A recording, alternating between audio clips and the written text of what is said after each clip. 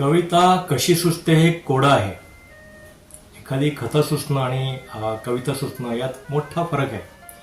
कविता अचानक सुचते, ती सुचण्याला कोणताही मुहूर्त नसतो.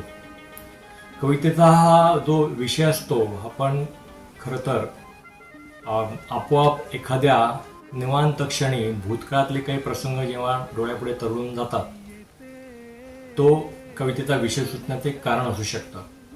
किंवा एखाद्या सुखाच्या किंवा आनंदी क्षणांची सोबत असेल, किंवा एखादा भावनाशील करणारा प्रसंग असेल तर कदाचित कविता सुचू शकते.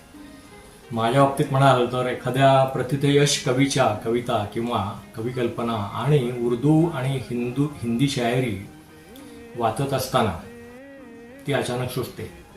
बऱ्याच कविता माझ्यासारख्या नवकवीला एकटाकी लिहिण्याचं भाग्य लाभले. एकटाकी म्हणजे सलगपणे एका बैठकीत एखादी कविता लिहून काढणं, आणि ती कल्पना सुचलेली असते. शब्दांचा संग्रह मनात तयार होतो आणि मग फक्त ते शब्द कागदावर उतरवणे हीच एक साधीशी एक प्रोसेस राहते असं म्हणूया. कविता लिहिता लिहिता एका क्षणी असं वाटतं की आपल्या कविता कोणत्या तरी माध्यमातून काव्यरसिकापुढे आल्या तर. कवितेचं पुस्तक छापून त्या रसिकांपुढे आणणं हे खरं तर जिकिरीचं काम, कारण त्या तंत्रातून त्या कविता रसिकांपुढे येणं हे वेळखाऊ ठरू शकतं. पण सामाजिक माध्यमांचा जर वापर केला तर कविता काव्यरसिकांपर्यंत लवकर पोहोचू शकते, असा विचार मी आणि माझा मित्र नवीन याने केला. आणि आम्ही असा विचार केला की सामाजिक माध्यम या कविता आपल्या रसिकांपर्यंत पोहोचवण्याचं काम उत्तमपणे करेल. आणि त्या क्षणी काव्यगंध हे यूट्यूब चॅनेल काढण्याचा विचार करून आज गेले काही महिने सातत्याने आमच्या कविता त्या माध्यमातून आपल्यापुढे सादर करीत आहोत. आज काव्यगंधेचा 24वा भाग हा सादर करताना मन अनेक विचारांनी दाटून गेलेलं आहे आणि स्वप्नपूर्तीची भावनाही मनात रुजू घातलेली आहे.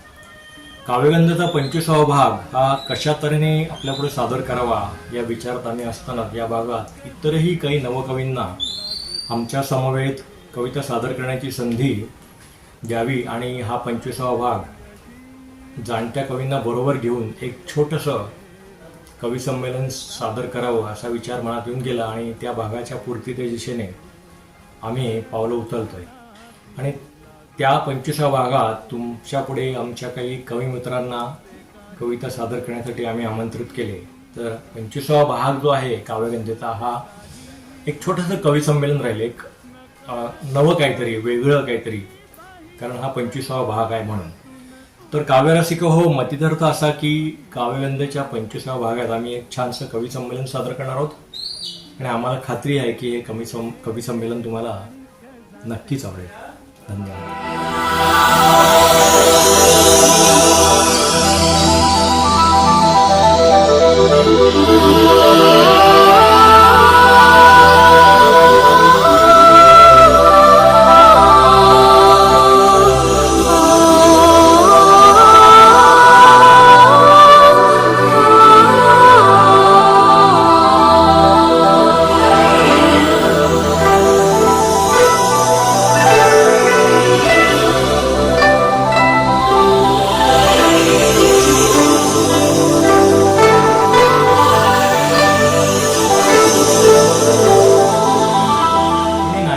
माझी कविता माझ्या समवेत असते.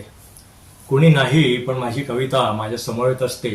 कुणी येतं आयुष्यात तर कुणी जातं. काही घडतं आयुष्यात तर काही घडत नाही. काही चांगलं होतं तर काही वाईट. ती मात्र इथेच असते. कुणी नाही पण माझी कविता माझ्या समवेत असते.